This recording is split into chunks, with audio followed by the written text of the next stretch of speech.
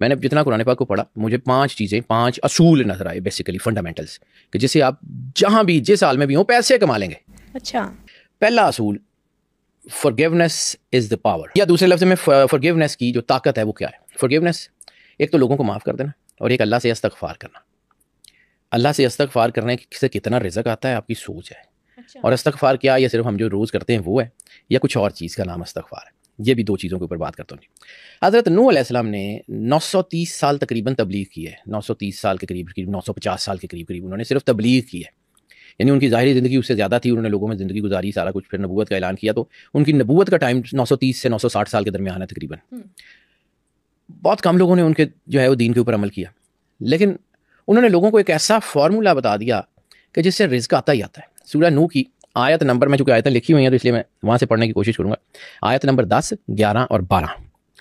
اور ہم نے کہا اے لوگو اپنے رب سے استغفار کیا کرو, بے شک وہ بڑا معاف کرنے والا ہے.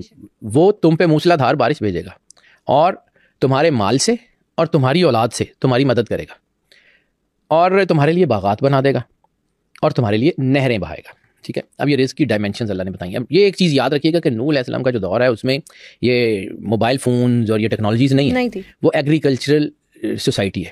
تو ایگریکلچرل سوسائٹی میں کیا ہے, بارش رزق ہے, اوپر سے پانی آتا ہے, فصلیں اچھی ہوتی ہیں, وافر پانی ہے, وافر پیسہ ہے, اچھی فصلیں, اچھی چیزیں. پھر اس کے بعد تمہارے لیے باغات بنا دے گا, یہ پھل فروٹ محنت زمین کے اندر. پھر اس کے بعد تمہارے مال سے یعنی تمہارے پیسوں سے اور تمہاری اولاد سے تمہارے بیٹوں سے تمہاری مدد کرے گا. یعنی اچھی اولاد جو ہے اس کی تربیت, یہ بھی رزق کے ذمے میں ہے. مطلب ایک باپ ہے, اس کے بچے جوان ہو گئے ہیں تو وہ بچے اس کے ہیلپنگ ہینڈ ہے نا, اس کے ساتھ کر رہے ہیں. اب سورس آف انکم بڑھ گیا نا. یعنی اللہ کیا کہہ رہا ہے, میں تمہاری مدد کروں گا, تمہیں خوشحالی دوں گا. خوشحالی کیا دوں گا, ایگریکلچر کے ذریعے. اور کس وجہ سے دوں گا, تمہارے باغ بناؤں گا, تمہیں یہ کہوں گا. وجہ کیا ہے ان سارے انعامات کو دینے کی, استغفار. اب استغفار صرف یہ ہے, استغفر اللہ ربی من کل ذنب واتوب الیہ, زبان سے کہنا.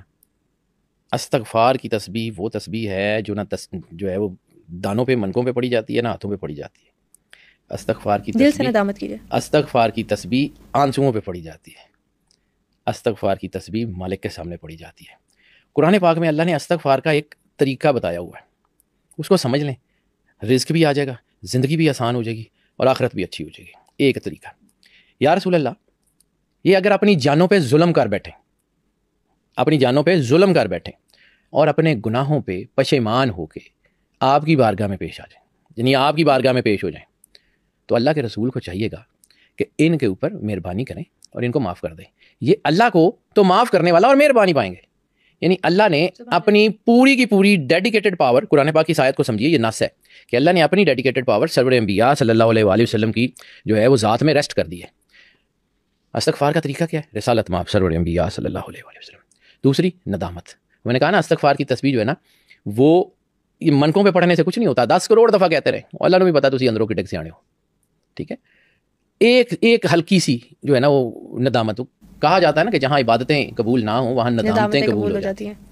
یہ جب آپ کے اندر یہ آتی ہے نا کہ مالے غلطی ہو گئی. میں نے آپ کو ایک کہانی سنائی تھی, یعنی آپ صرف میں چھوٹی چھوٹی چیزوں سے نا اللہ سیکھا ہے. میں نے کو کہا تھا ہمارے نا ایک علاقے میں ایک آنٹی ہوتی تھی, وہ بچوں کو بہت ڈانٹتی ہوتی تھی. تو ہم چھوٹے تھے, مطلب سائیکلیں چلایا کرتے تھے, دوسری تیسری چوتھی کی بات ہے, سڑک پہ اس وقت اتنی ٹریفک بھی نہیں ہوتی تھی, تو ہمارے گھر کے بعد بڑی سڑک تھی تو ہم وہاں سائیکلیں چلایا کرتے تھے. تو ایک دن وہ آنٹی کا جو بیٹا تھا نا وہ اس سے کوئی غلطی ہو گئی یا کچھ ایسا ہو گیا, تو اس کو لگتا تھا کہ آنٹی جو ہے نا وہ آج ماما لوگوں کے ساتھ ہی لڑتی ہیں تو بچوں کو تو بہت مارتی تھی. تو اس کو بڑا جو ہے نا وہ لگتا تھا کہ آج تو بس گئے. تو وہ سائیکل چلاتے ہوئے ہم آ رہے تھے, تو اس نے دیکھا کہ ماما دروازے پہ کھڑی ہیں اور ماما کو غصہ بھی چڑھا ہوا ہے اور ماما نے آج گھنٹی بھی بڑی لگانی. وہ بچہ بہت سیانا تھا, اس بچے نے مجھے اللہ سکھایا ہے, میں سیریسلی کہہ رہا ہوں, میں اللہ کو آدر نظر جان کے کہتا ہوں, چھوٹے سے بچے نے مجھے اللہ سکھایا تھا کہ اللہ کے ساتھ بات کیا کرنی. اس نے نا اپنی سائیکل چھوڑی اور دوڑتا ہوا جا کے, اس سے پہلے کہ ماما کو بولیں یا کوئی باتیں کریں, اس نے جا کے ماما کو گلے لگا لیا. اچھا ماما سوری نا, غلطی ہو گئی نا. تو ماما کو غصہ بھول گیا, ماما کو بھول گیا اس نے کیا کرنا تھا, اس نے اس کو گلے لگایا, ہائے میرا پتر تینوں ساٹتے نہیں لگی. تو اس دن مجھے سمجھ آیا کہ اگر آپ نے اللہ سے بات کرنی ہے, اللہ 70 ماؤں سے زیادہ پیار کرتا ہے, تو اس کے پاس جا کے اتنا ہی کہنا ہے نا کہ یا اللہ سوری نا, غلطی ہو گئی نا, تو چل, تو وہ ایک دم سے وہ آپ کو کور اپ کر لے گا. تو جب اللہ کور اپ کر لے گا تو مسئلے حل ہو ہی جائیں گے. بالکل, اللہ تو مہربان ہے. یہ اس استغفار کی پاور کو سمجھیے, یہ قرآن پاک میں اتنا بڑا نسخہ ہے. ہم لوگ استغفار پڑھتے ہیں, ہوتا کچھ نہیں, وہی لا آف ریورس اٹریکشن جس کا میں نے پہلے ذکر کیا تھا. ہم سوچتے یہ ہیں کہ ہم جو ہے گناہوں سے معافی مانگ رہے ہوتے ہیں اور ہم اندر گناہوں سے بھرے ہوتے ہیں. ایسے ہی ہے, ٹھیک ہے, ہم اندر سے اس کے بارے میں سوچ رہے ہوتے ہیں, اندر نیگیٹو انرجی اٹریکٹ ہو رہی ہوتی ہے. ہم اللہ کے اوپر جو ہے نا وہ بھروسہ کرتے ہیں لیکن اندر سے ہم ڈر رہے ہوتے ہیں. یہ ساری چیزیں ایسی ہیں, یہ آپ کچھ لا آف اٹریکشن خیال ہوتے پتہ نہیں معافی ہوگی بھی کہ نہیں, یقین کے ساتھ ہوگی, اس یقین کے ساتھ جائیں نا اللہ کے ساتھ